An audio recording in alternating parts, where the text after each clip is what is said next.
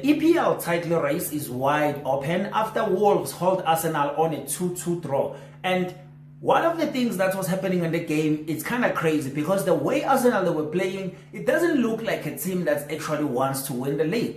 And the mentality that people are always talking about, that you need people that actually have done this thing before or who have an experience of winning tough games in your team. And I don't think Arsenal have those things. The emotion that they actually shown after the game against Wolves, I think that's the kind of fight you need while the game is still on. In that 90-minute period, you need that kind of fighting spirit. Not the fighting spirit after 90 minutes, because that doesn't help anyone. And my biggest take on that game, which is quite one of the things that I've been looking at Arsenal, the way they play. For me, Arsenal, I think in the first half of the season, they were trying to actually break the low blocks using the set pieces, and then they will score a set piece. So teams now will come out and try to play so that they can equalize, and then they will open up at the back, and then Arsenal they can now go in and score more goals. So that has been their strategy. And lately, people have been criticizing Arsenal of relying on set pieces. I'm not sure if they just stopped on actually creating more spaces and more creative ideas around set pieces, or it's one of those things where teams, they were like, you know what, we're going to work on how to defend these Arsenal set pieces, because lately they're actually struggling to use set pieces at their advantage. And now they encourage other teams to actually do so, because you look at the teams like Brentford, who are now have a guy, Koyande, who actually throws the ball from the line all the way to the box so that he can cause that threat with that set piece type of style. I don't think Arsenal were actually built like that. Arsenal were just a team that was trying to make sure that they win as much games as possible. But one thing that I'd criticized them in that game against Wolves is to actually go 2-0 up and fail to manage the game as a big team. I don't think Wolves are still fighting to stay in the league. I think they know that they are going into the championship. I think they were just fighting maybe for pride, or some of the players are still fighting so that if the team actually goes to the championship, they get maybe contracts, or some teams they call them to actually stay in the Premier League, or they go to other big teams in Europe. I don't think they are ready to go to the championship. But now, Arsenal in that game were wasting time. Trossard. I think that 2-2 draw is on Trossard.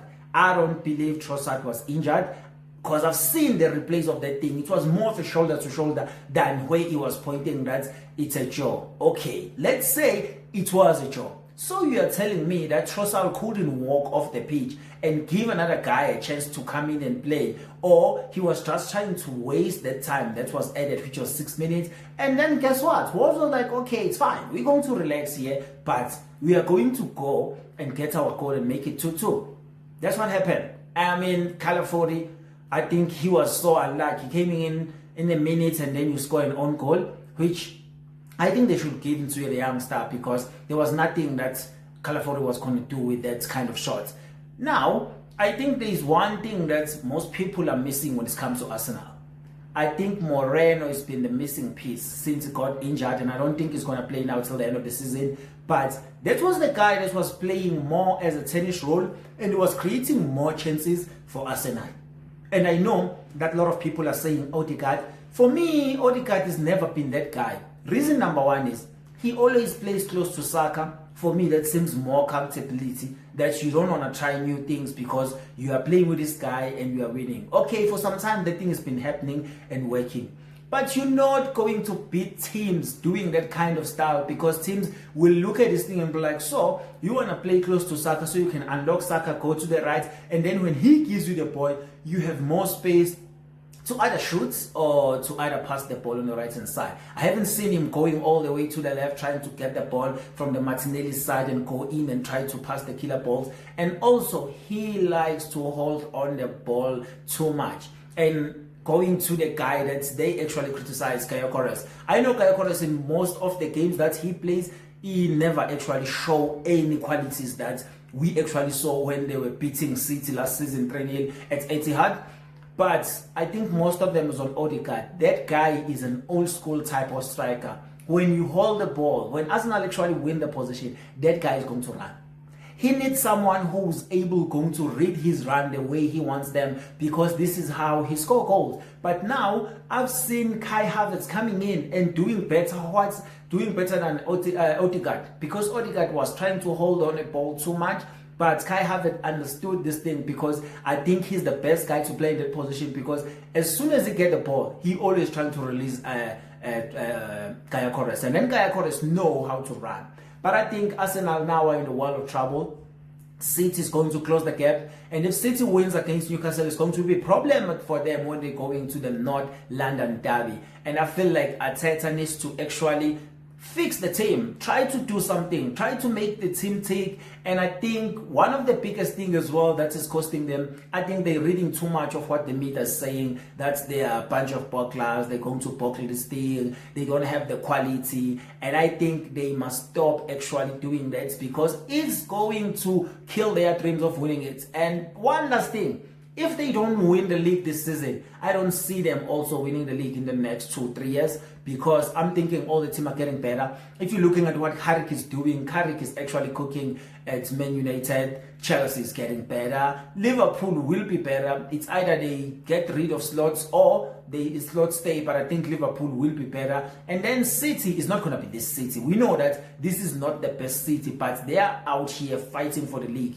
and challenging and putting pressure on Arsenal. So I don't think Arsenal, if they lose this league this season, there will be ever a chance for them in the 3 to 5 years to win it, unless there is something, or maybe they change Arteta.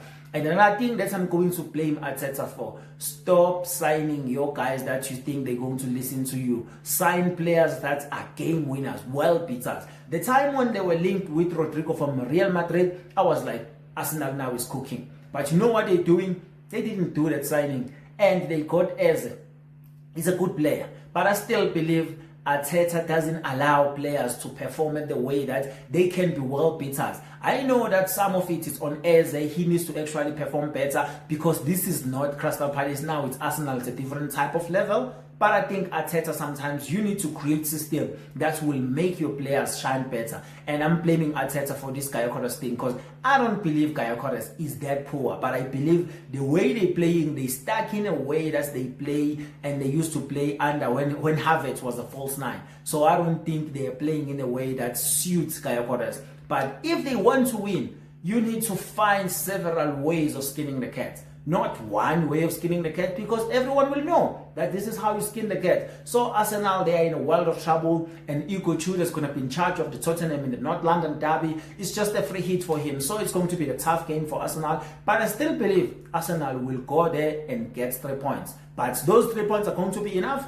We don't know, because the next weekend they will be hosting Chelsea at Emirates. That will be another tough game. So they have like 2 tough games that are coming, and they still have to play the guys that challenge them for the league.